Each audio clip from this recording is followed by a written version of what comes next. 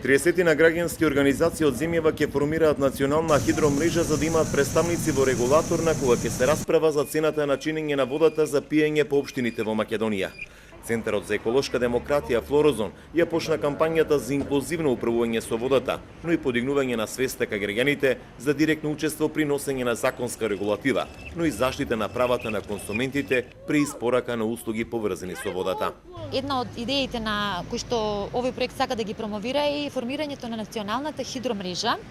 која што е сочинета од околу 30 граѓански организации широм државата. Нашата цел е да се избориме за место во рамките на регулаторната комисија за енергетика, каде што кога ќе се решаваат и ќе се дискутираат темите поврзани со цената за начинење на водата во одредена општина или во одредена заедница, да имаме представник од таа општина, од граѓанскиот сектор во таа работна сесија. Анализата покажува дека граѓанскиот сектор има ограничени можности во креирањето, спроведувањето и мониторингот на националните и локалните политики за управување со вода. Концептот позади овој проект е да се обезбеди квалификувано учество на граѓаните, односно истите да знаат како се формира цената на чинење на водата, кои се релевантните органи, кои се начините за да се учествува во овие процеси и